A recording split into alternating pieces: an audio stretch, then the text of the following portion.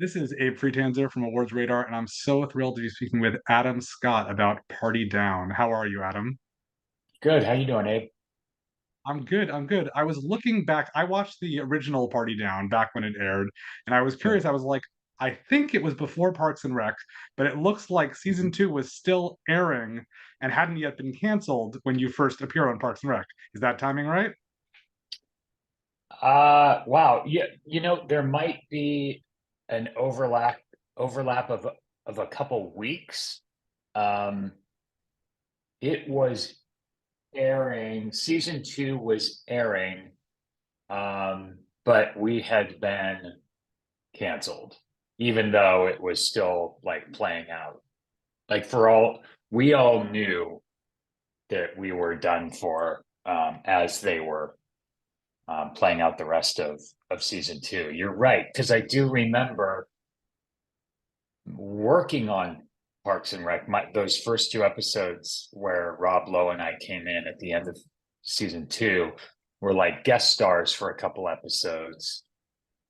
The Party Down was still airing then, but I think it was done by the time my Parks aired. I don't remember. This was 12 years ago now. But yeah, that's generally correct. Yeah. I just know that, being on other shows affected, like I know Jane had to leave because she was on Glee. Like it's an alternate universe in which Party Down is, going into season 15 and Parks and Rec, you were never a part of it. That could be interesting. Yeah, I mean the reason I took Parks and Rec is because Party Down was getting canceled. I wouldn't have if Party Down was gonna keep going, that would have been a real Sophie's choice in front of me. But and Mike Shore was adamant that he not be the guy that killed Party Down. So he wanted to make sure that he wasn't pulling me away from it. So it was a it was a hard time because I loved Party Down so much, but our days were limited over there at the time. It was a different regime over at Starz at the time. I also remember watching Gravity with Kristen Ritter, which you guys were paired with, and that was another great show that only lasted, I think, one season and got canceled the same time. Oh yeah, I'm that's right. Kristen was on a show. It was called Gravity.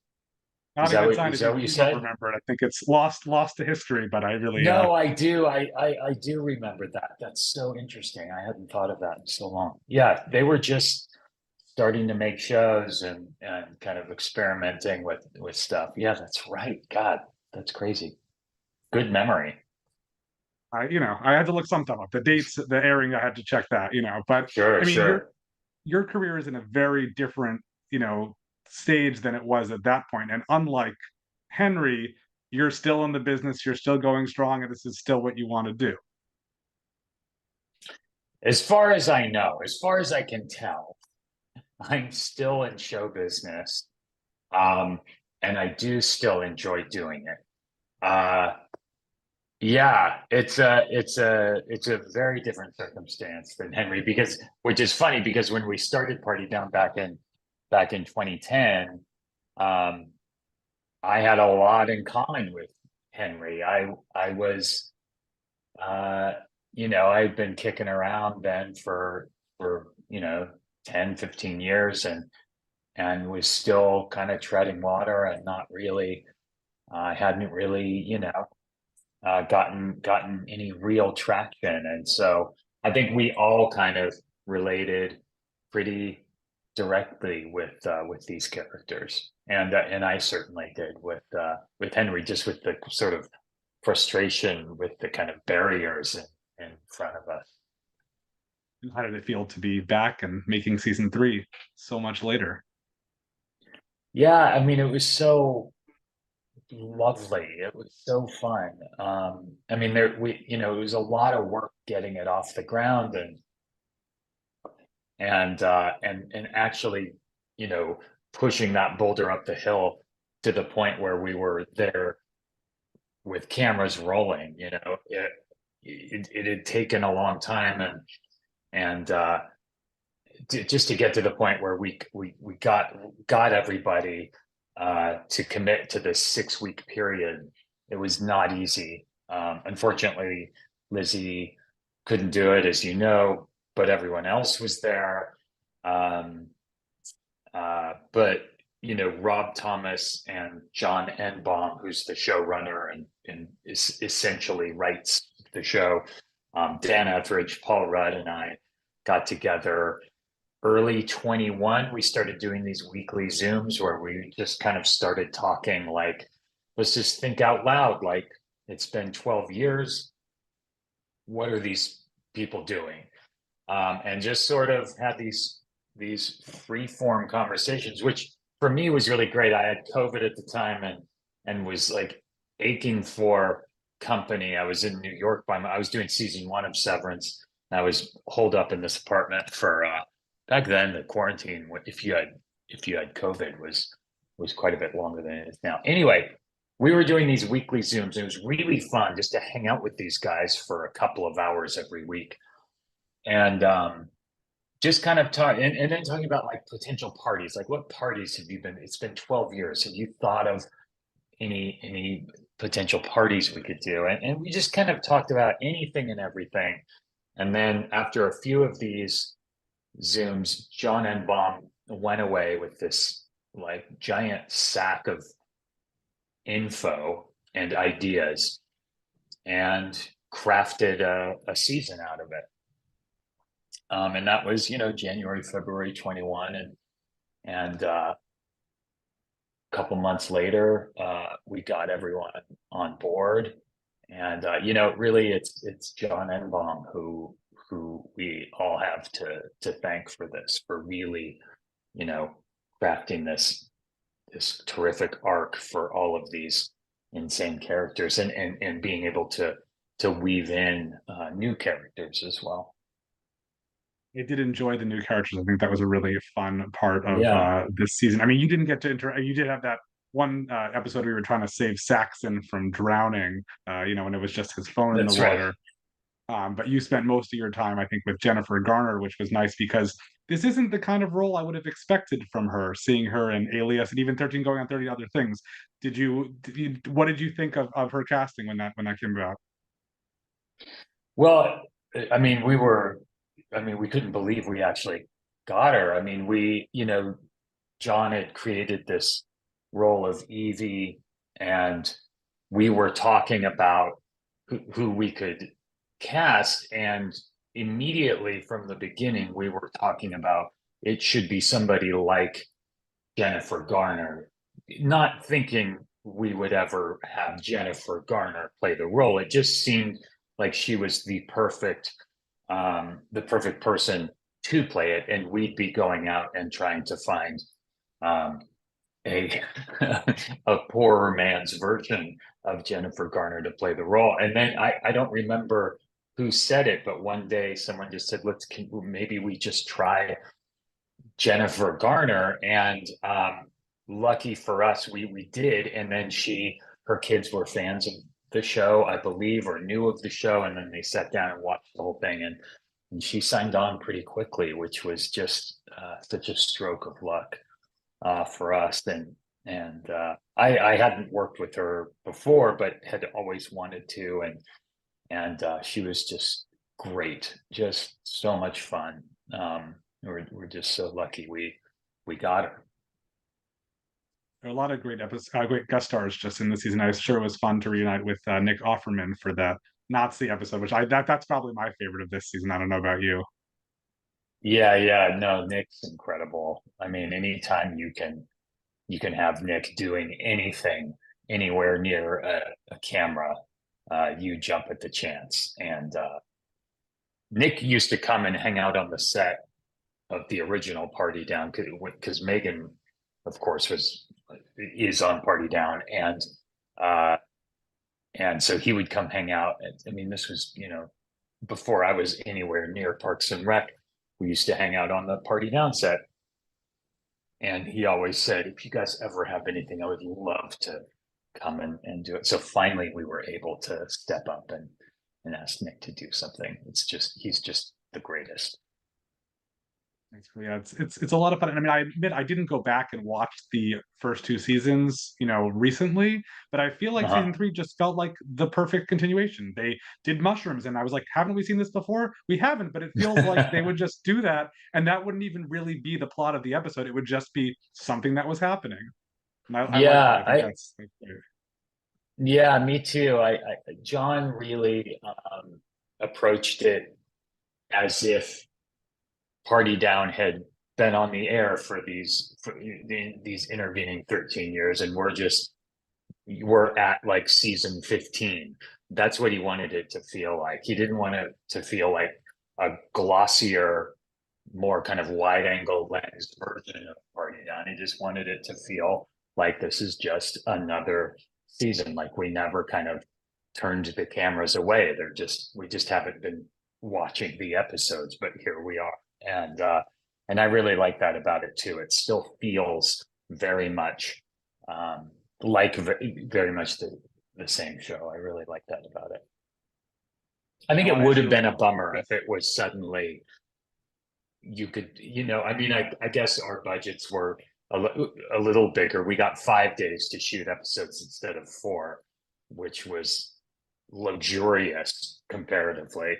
Um, but I like that it just feels the same. It's still kind of down and dirty and no frills.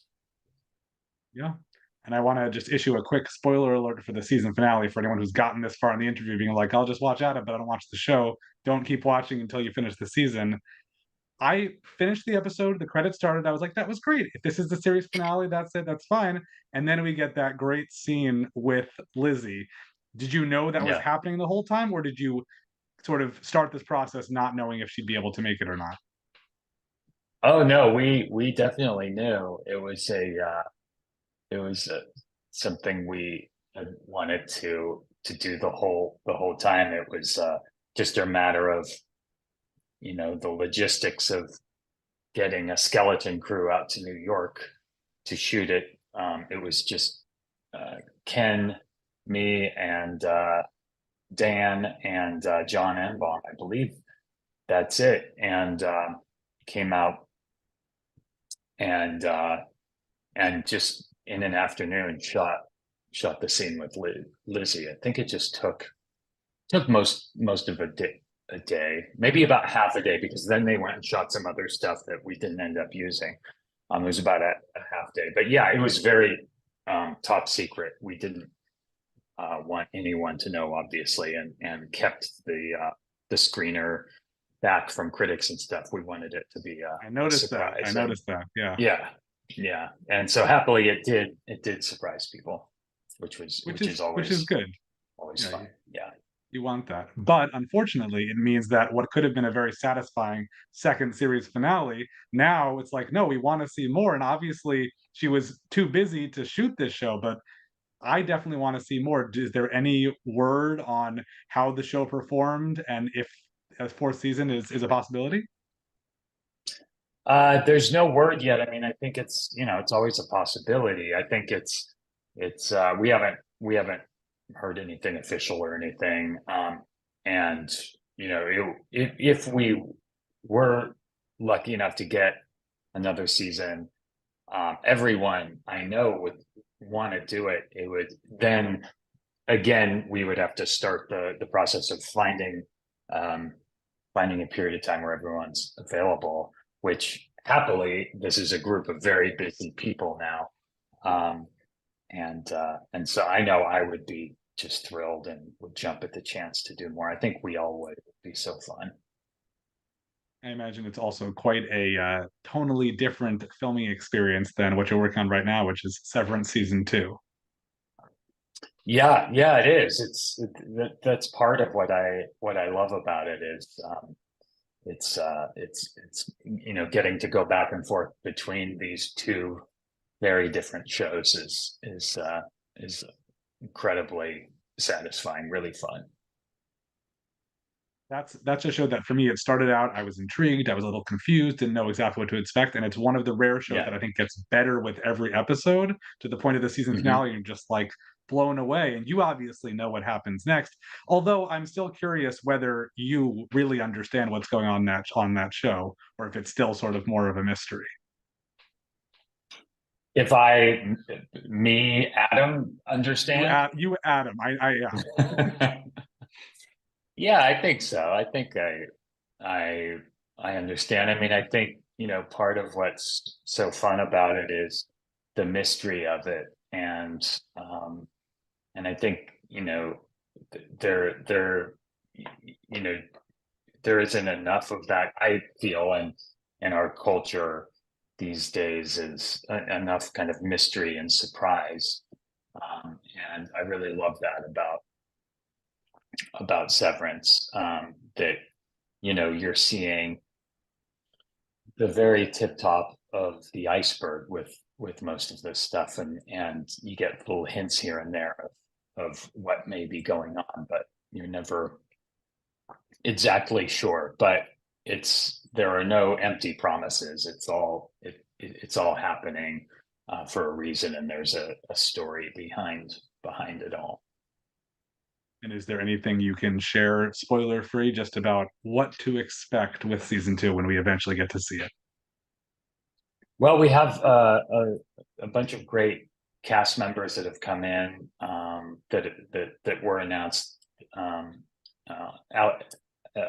Shawkat is in Bob Balaban, um, uh, Merritt Weaver, a bunch of great people coming in for season two. So it's really exciting. Beyond that, I swear to God, a tranquilizer dart would come in and hit me in the side of the neck, and I would drop.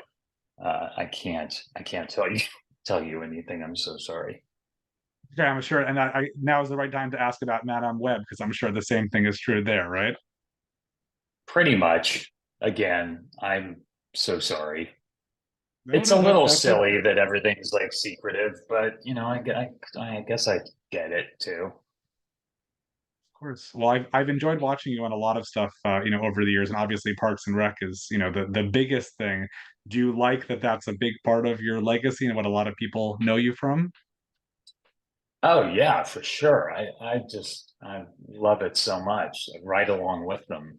Um, and Parks and Rec fans are the nicest people in the world. And I think I have a lot of firsthand experiences because people come up and want to talk about Parks and Rec, and I completely get it. And I would be feeling the exact same way if I wasn't. And I was feeling the exact same way, by the way, before I was on the show. I was watching it every week as a fan, and it just made me happy and was hilarious.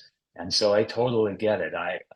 And I'm so proud that I'm a part of it. So yeah, I love that it's a part of my career and stuff.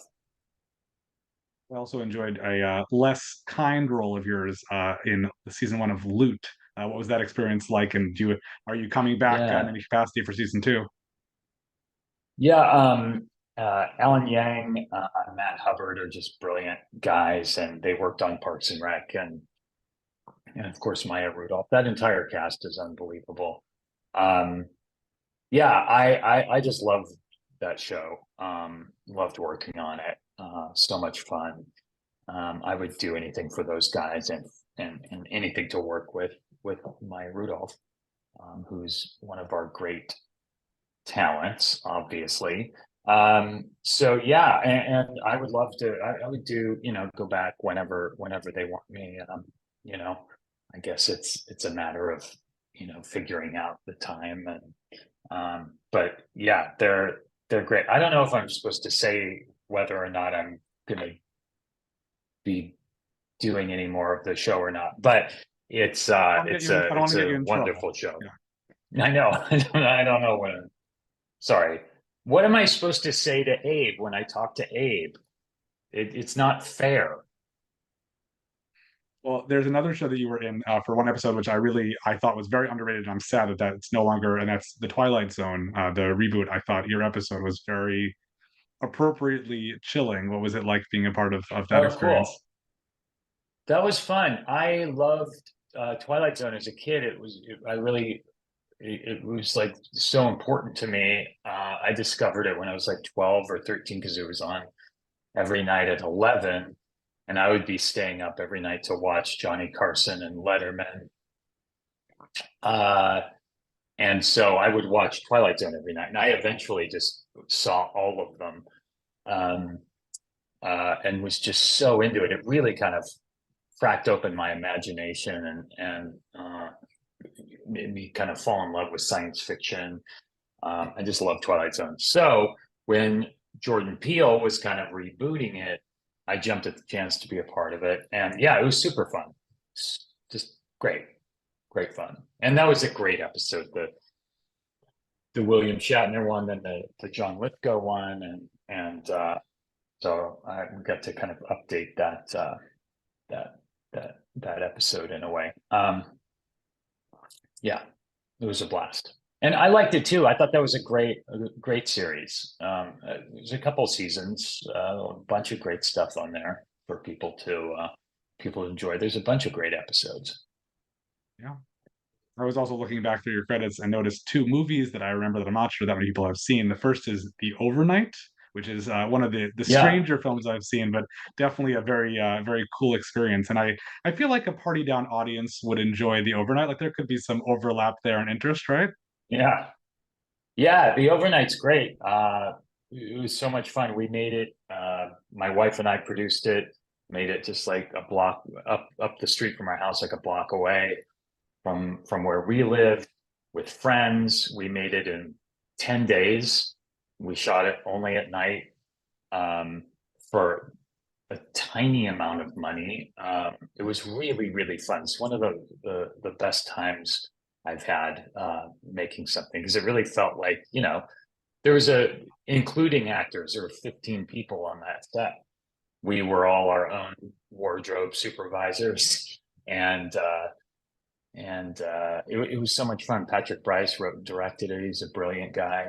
It's just great. Yeah, I really love that movie. I also really enjoyed ACOD, which I got to see at Sundance when Oh I yeah. first years there. That's a slightly bigger Oh production, I'm cool. sure, but that was very entertaining.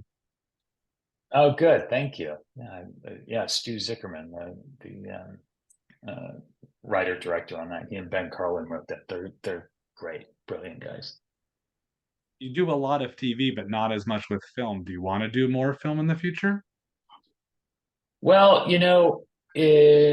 it's sort of all started to blend together in the past few years. I was just talking about this the other night, and it's without even realizing it until I did a movie last summer. I was like, God, I haven't been in a movie in a while, and it kind of feels like, other than these tent poles, the movies are, you usually see movies on a streaming platform, and it's sometimes hard to differentiate between the two. You get kind of tonally and scope wise a lot of the same. You get hit a lot of the same pleasure centers you used to hit going to the movies, by watching these uh, these great big TV shows that we're all enjoying. So as far as the entertainment I consume, as a fan, I know the line is getting blurrier and blurrier, and I choose what I do, or choose what I go after to try and do, based on the material more than I do the format. And so the stuff that has interested me and really got me excited over the last several years has just happened to all be on TV, like television shows. Television. Is it even watch them on televisions anymore? I mean, sometimes, but it's weird. I don't even know what we're getting in 5 years. What are we going to even call it? I don't know. I know content. I guess content, but that's I don't know. I feel like that word is becoming sort of a punchline. So we have to come up with something else. Well, we've talked about a lot of stuff. We didn't talk about some things we couldn't talk about. Is there anything else that we should have talked about that is on your mind, you're working on, you want to share with people right now?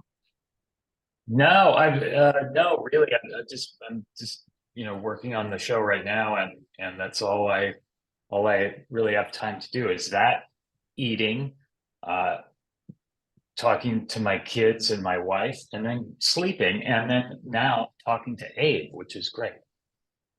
Well, I really appreciate it. For those who aren't aware, it's very late for Adam right now. So thank you so much for taking the time to speak with me. And let's hear something about Party Down season 4 soon.